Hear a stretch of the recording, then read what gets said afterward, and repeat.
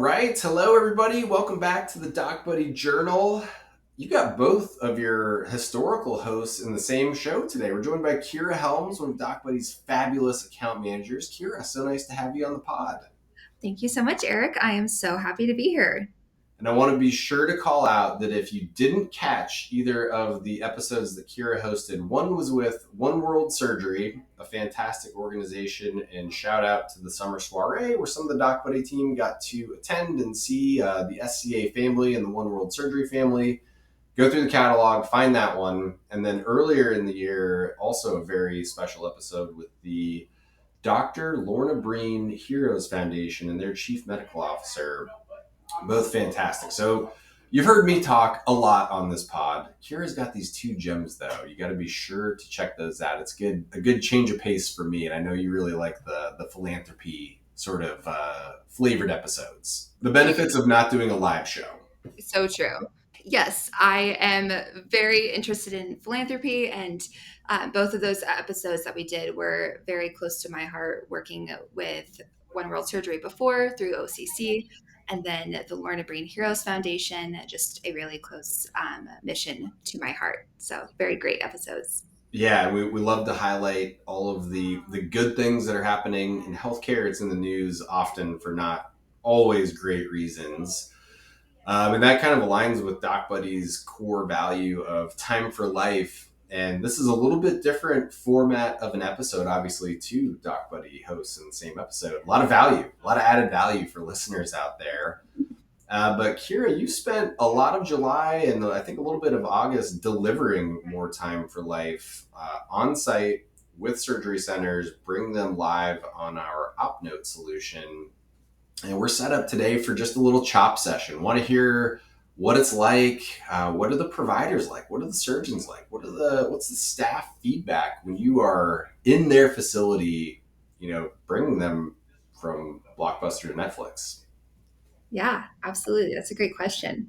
I think a lot of centers are prepared for the addition of technology, but sometimes the delivery is a little bit hard to picture. And so I think this is a great opportunity to see what it actually looks like when you're bringing in new technology and what to expect and how to make it go well. Because I think that's one of my biggest um, goals while we're on site is to make sure that the center feels supported and that everything that we're bringing in is a really positive experience for them and it feels like an improvement to their workflow. And so um, for opno, I think the solution itself gives a lot of improvement in and of itself. And so the way that we add value as we're on site and taking these providers through training is really making sure that we're customizing it to them. So we're making sure that it works really well for their facility, given their whatever software they're working with. So that's the EMR, the CRMs that they're using, those types of things. We want to make sure that everything that we're setting up is working correctly with them, and then a lot of their workflows as well. So a lot of what I focus on when I'm on site is learning the workflows of the current staff. So, the billing office, the front desk, those types of people. I think some of my experience previously before DocBuddy has kind of made me a little bit more wary of what the other people in the surgery center are having to go through when we bring in new technology. And so we want to make sure that it feels really easy for them all to adopt it and not just the providers. If that makes sense. Yeah, it does. And I apologize if I was distracted for a second. A piece of construction blew off the building they're working on next door. So that's exciting. We wish them good luck opening their sandwich store. Good luck. Who knows? Who knows? But I did want to pause a second on your historical experience with what we at DocBuddy call legacy health IT. You and I have a parallel. I spent a long time on the practice and the acute care EHR side of the world as a vendor, in addition to pure revenue cycle. You're looking at it through a little bit different lens, having worked in practices and a surgery center, if I'm not mistaken. I didn't work at the surgery center, but I worked really closely doing surgery scheduling. Mm-hmm. So the I guess the only point I'm trying to make there is that on the vendor side, not on implementation, but on the sales and marketing side of the house, you would work through this process of, hey, we've got a better mousetrap. Here's all the ways that it's better. So you're showing the software going through the sales process, which can sometimes get a bad connotation, and people don't like to be sold to. I get that. You need to have something they want. Like that's when you're effective at sales. But you would set up your demo. Hey, this is how everybody's going to use it. It goes over to the implementation team when they sign, and there are big constraints with legacy health IT, especially when we're talking about quality reporting. And now we're in MacroMIPS version, 10, it feels like, whatever. But having seen it through meaningful use and through Macra, all of the registries you need to submit data to, I would bend over backwards for clients and they would never be excited to see me. And I don't blame them because they get stuck with this EHR or this piece of health IT. I shouldn't say EHR alone, the whole kit and caboodle.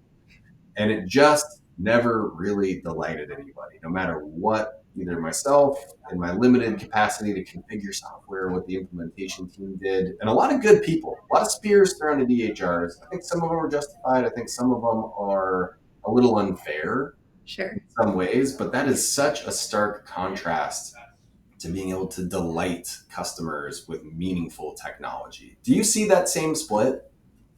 Yeah, I think there's a pretty big hurdle in healthcare of just IT in general. So I think anyone that has to implement a new piece of IT is just kind of at a disadvantage from the beginning because, I mean, especially surgeons, they're comfortable with what they know. And so any type of change is going to be a little bit difficult to work through. But I think in the current landscape of where we are with the ASCs and the requirements that they're having to meet with, like you said, like with MIPS and the billing office and all of these different pieces that they have to meet. I think the the kind of environment is shifting into more of one where they're more open to seeing technology and wanting to work with it because they know that the current struggles shouldn't have to be struggles and that there's a solution to fix it.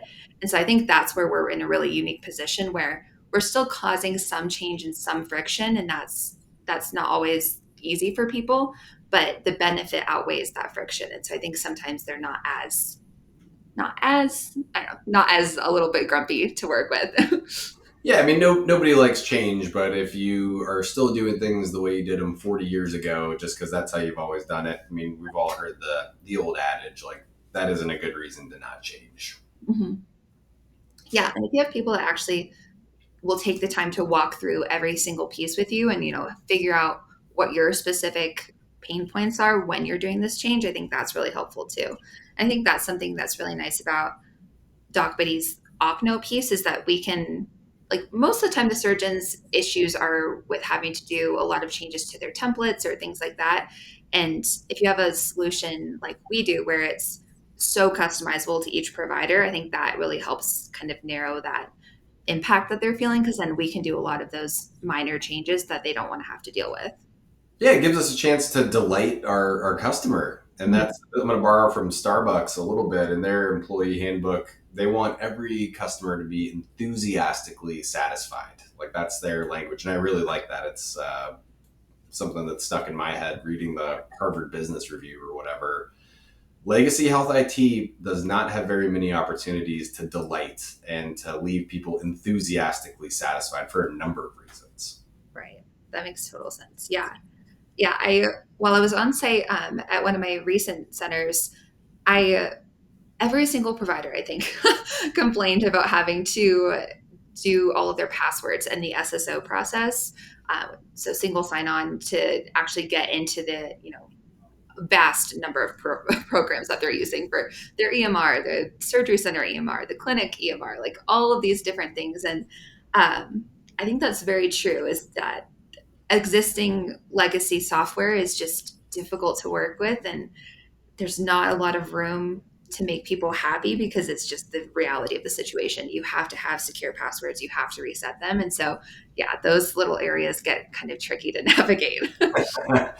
Yeah, it's what's good for the goose is good for the gander, though. And we're talking kind of veiled terms here, but you were at a marquee health systems collection of surgery centers operated in part by a large management company as well. And I want to key in on something you said that timing and that friction can be in place. And having worked in in an actual practice, whereas I haven't, that you read a lot about a lack of staffing and just like, we'll just hire somebody else. It's bad workflow, but we'll just hire somebody else to do it. It doesn't seem like that's really an option unless you're at a larger hospital, not necessarily a health system, but at the actual hospital. You just hire people to solve all these workflow issues. What did you see boots on the ground? Yeah. Lean staffing, a lot of administrators, I would guess, in recovery rooms because they are generally a nurse when we're talking about surgery centers. What was that like? Yeah, I think that's a really true statement for a lot of centers. I've seen that at multiple centers that I've gone to. Um, is a lot of people in different roles jumping in to help in other areas that might not be their area. And I think a lot of times in healthcare, I mean, even with my personal experience, like healthcare is so there's a lot of ways that you can go and help in other areas. And luckily, there's a lot of cross training and a lot of opportunity to learn and be supportive. But a lot of that requires then you to jump in when there's short staffing or, there's people call out and things that happen and that are inevitable. But sometimes those things I think are unavoidable. And so you have to be able to jump in and flex. And I think that's a huge issue that ASCs are facing too. Yeah. Administrators having to jump in and help turn ORs or you know, business office managers who have nursing experience are doing or scrubbing. So, things everyone fills in where they can, but I definitely think that that staffing issue is a huge component. And I think if we have people that are able to kind of plug those holes and fill in the workflows that are taking those resources from where they need to be, that is kind of a big help for those centers that are having to kind of flex people in different directions. Yeah, and to further that point, if you're an ASC and you don't have an EHR, maybe you've got a more current practice management software, or you've got one of the older ones that's still around, and it's just chugging along. But with the staffing crunch, it appears to me there's been a sea change that where technology has been maybe a dirty word in healthcare for since meaningful use since like 2009. I think the market's coming around, and this isn't a DocBuddy centric statement, but I think the market's coming around that it needs technology because it doesn't have enough people to fuel these bad workflows anymore. Right.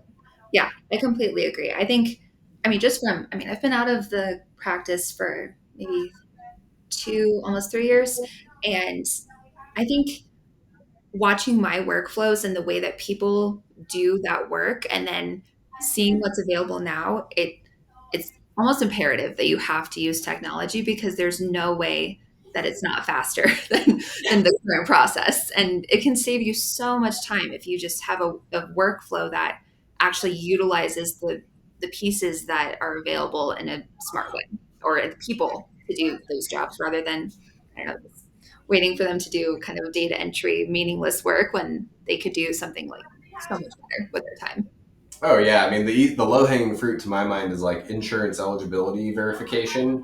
Yes. I guess the better term is benefits verification because you can get a yes no answer out of the clearinghouse, but are you sure their visit's going to be covered today? Like it's so much better to work through exceptions Mhm. in coverage than to brute force. Like let's just go through the day list and call all these carriers and see who's covered or not. Like that's crazy talk. Right. Yeah, exactly. And oh, yeah, I completely agree. Competitive or repetitive tasks that are just so easily done through technology, I think are just a great disservice to also the employees. I think one of my favorite things about healthcare is the ability to grow and learn and do new skills. And if you're stuck doing the same thing over and over and not really getting to challenge your thinking or getting to, explore a better way to do that, I think it does a great disservice to people in the healthcare industry and kind of promoting people to grow within it and eventually fix those staffing shorting issues,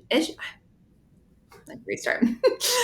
It'll eventually fix those staffing issues because people that are starting at the front desk are more encouraged to go and be a scrub tech, or they're more encouraged to go to nursing school because they see all the different ways that they can make a difference. Yeah, I mean that's a staffing problem solver, but then I think more important is the culture problem solver Yeah. too. Like that's very closely intertwined with staffing. And obviously, like the high performing ASCs have great culture. They have to, Mhm. otherwise they fall apart and they don't perform how they want to. Yeah, absolutely. I think culture has such an important impact on everything that an organization is doing. And I think that's something that I've definitely seen as I've gone through those different ASCs and, working on my accounts is witnessing the culture that is created between the administrator and the business office manager, or the billing office, and all these different pieces that are working together. And if the culture is collaborative and really wanting to make sure that everyone has a strong and easy workflow, then that ASC is, off and running and they're doing a great job. But I think some of the bottlenecks happen a lot of times when we focus on one team rather than the other. And so sometimes we get so focused on, the providers and, what their workflow is, and we forget the impact that the billing office is having. And then, everything is slowed down because we fixed one area, but we moved the bottleneck to the other. And Right. yeah, so I think when centers are really aware of all the different pieces and, making sure that everyone is working together as easily and efficiently as possible, I think that is really helpful for, promoting success and making sure that that center is doing well. Oh yeah. Oh yeah. And I want to turn our attention a little bit to some of your war stories from the road, because they're always entertaining. Either a tough surgeon, a tough business office manager, and the one that always comes to mind for me, and this is going back a couple of years, but I was on site for an orthopedic clinic going live with our clinic product, Enterprise, which you can learn about all of our products at DocBuddy.com. But we were there and we had the list of providers going live that day, and we had 95% of them accounted for and trained and happy and interacting, and we had one orthopedic surgeon who came to the training room that day. It was in the administrator's really nice big office, so we had room to set up shop, and this was the lab, the learning lab. He made it a point to come back and tell one of the other team DocBuddy team members who was doing the go live, I don't have time for you. I don't even know why you're here for me. Like, you can stop asking for me. Okay, like, we don't want to fight here, but you are slated to go live. So if you have a couple minutes, we'll show you how easy it is. So the morning continues to progress. All of the visits are going into DocBuddy Enterprise, and his colleagues are seeing that they're done with their notes, within minutes after leaving the room. So he sees this happening and walks back over to the training lab and goes, "All right, I have 90 seconds. You can show me now if you want to." No problem. So we showed him how the voice commands work, showed him where the data goes into his EHR, and he never stopped by that lab again. To my knowledge, we've never fielded a support request from him again, and he is absolutely cranking using DocBuddy. He is a power user, doesn't need any help, had 90 seconds, and you go from this kind of like, ooh, that was tough. Like, we're here for you today, and we're not going to be here tomorrow, so help us help you, Right. to that enthusiastically satisfied. Now, he would never say that. He would never admit to it, but the continued use, the continued logins, the continued notes being produced in DocBuddy is very clearly satisfied with the solution. So what did you see on your July of travels, Kiera? Yeah, absolutely. I think that scenario is so common across all of my centers. I think, yeah, probably every single one. I have at least a couple of those providers that are very certain that it's not going to be better and it's going to be a hassle, and they don't want to take the time to learn. And so um, I think I have a couple prominent ones. At one of my centers over the past couple of months, um, we hung out all day. We just sit in the break room waiting for them. I kind of watched him come in from doing his cases, and then everyone's eating lunch, and so he's talking with the staff, and I'm sitting in the corner, just waiting for my turn to try and get some time with him. And he said a couple of times, I'm not gonna sit with you today. I don't have time. Um, I'm just going to do my dictations on my other system. I don't really want to worry about it. And so, totally fine. I'll just hang out until the end of the day in case you decide that you have some time. And he had seen a couple of his other colleagues finish some of his reports or finish some of their reports. He was getting a little bit interested, but wasn't super curious. He would come in and ask, like, okay, if I have templates, what does that look like?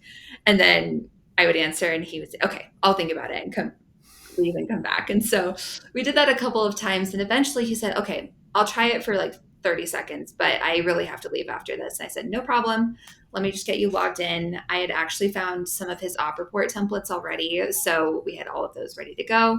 And by the time that he was logged in, added his signature and, did his first dictation, he's kind of looked at me and was like, okay, I can see that why this would be better. And they never want to actually eat their words, but um, he was definitely happier that he had actually tried it and didn't have to go back in and review a transcript or anything. It was kind of one and done, off to his center or off to his clinic, good to go. So I think those ones are really really fun. Actually, they're sometimes a little tricky to get in the beginning, but I think they're very rewarding at the end.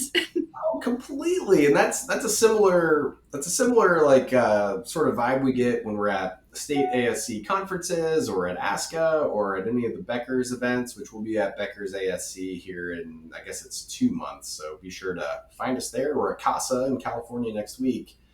But our signage is all about instant op reports, instant, no waiting, integrated.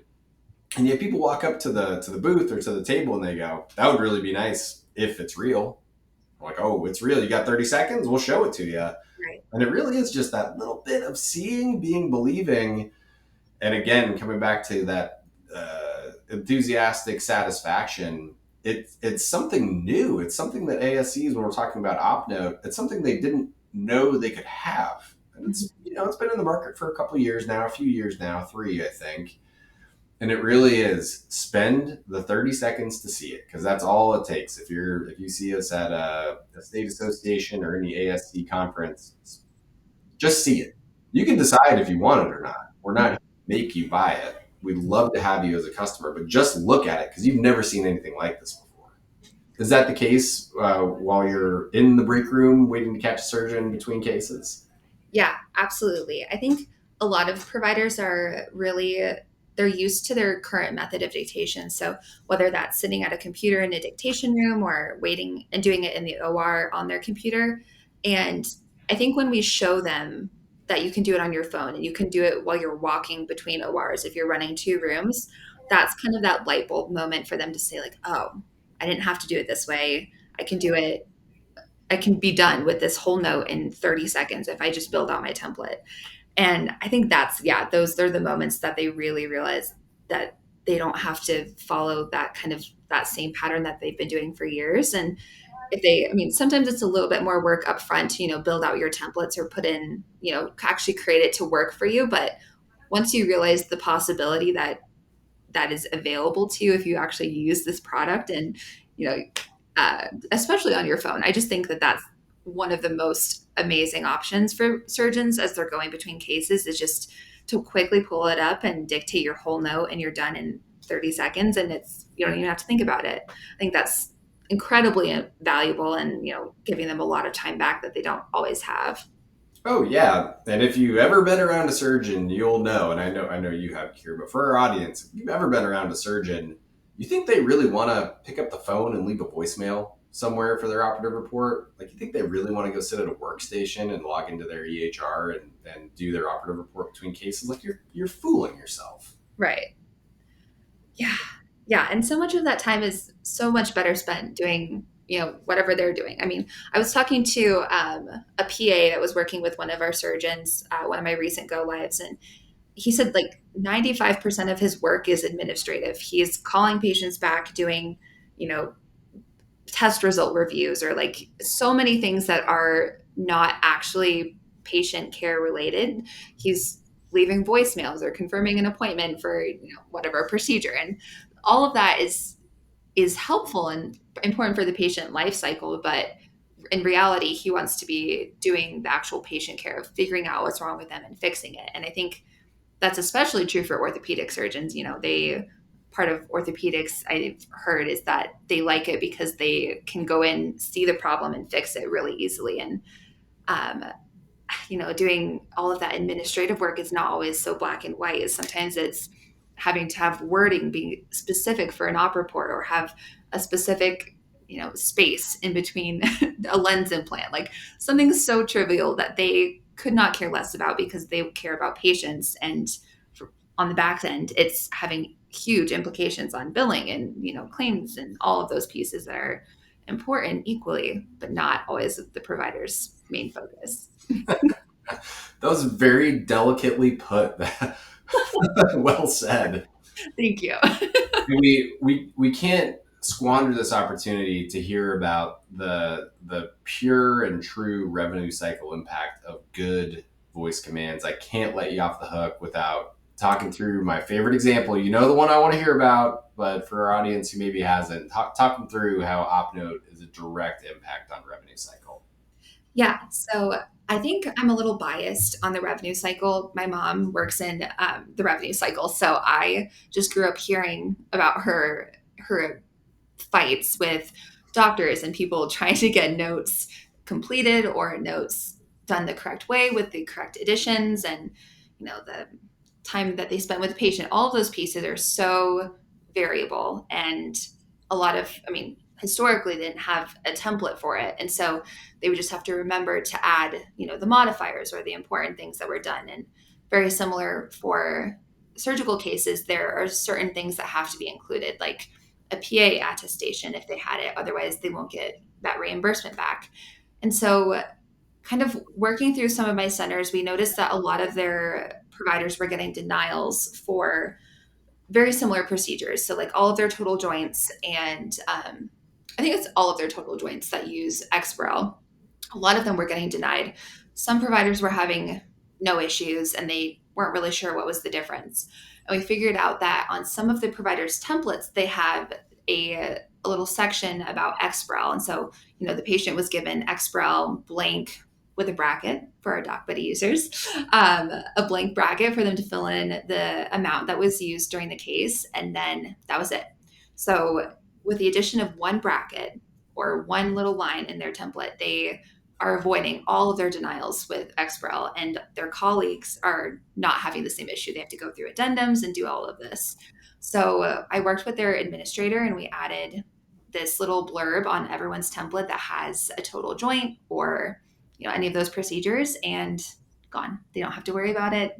All they have to do is dictate their the units used, and it's good to go. So by adding one simple bracket, we're saving, I don't even know how many hours of biller's time and surgeon's time doing addendums. I feel like that was a really good use case for our templates. That's a huge win because on an operative report without Exparel included in any way, yes or no. So the op report gets signed. It's transmitted instantly via OpNote wherever it needs to go. You're generating that claim, submitting that claim. The denial hits. You got to figure out why. You got to appeal that denial, resupply documentation, which, by the way, you're asking the surgeon for an addendum at this point. Right. We talk about time for life. That's time for life. That's satisfaction in your work because you're getting out of administrivia and into more time for patient care, more time for things that matter to your facility. That's huge. Absolutely. Yeah, that is one of my favorite stories. And I think a very similar one is like I mentioned, the PA attestation. So many people are using PAs, or so many surgeons use PAs in the OR. And I've heard them dictate the same blurb at the end of their note every single time. And if it's the same thing every time, there's no need to waste it. Waste your breath, waste anyone's time doing it. They can just throw it in at the end of their template and they don't even have to worry about it. And I think those little pieces of your day where you can save a little bit of time not having to think about something is so helpful. I need that. I need a lot more of that. Me too. Well, Kiera, it's been a riot to do a show with both of the DocBuddy Journal hosts and both live. Is there anything we didn't cover that we should have? Looking at my little notes. I don't think so. I think we covered a lot of really important information, and definitely passionate about it, working with everyone so often. So it's been really great to talk to you and kind of share my experiences. So thank you for having me. Yeah, thanks for shining a light on a little bit of the process too, some of the value adds. And for our audience out there listening, wherever you're listening, we want to thank you on behalf of the entire DocBuddy team. Be sure you're subscribed on Apple Pods, Spotify, and YouTube so you always get the newest episodes of the show. You can also get all of our episodes on docbuddy.com/blog. And until next time, I'm your host, Erik. And on behalf of Kiera, I want to thank you all for listening as well. We'll talk to you soon.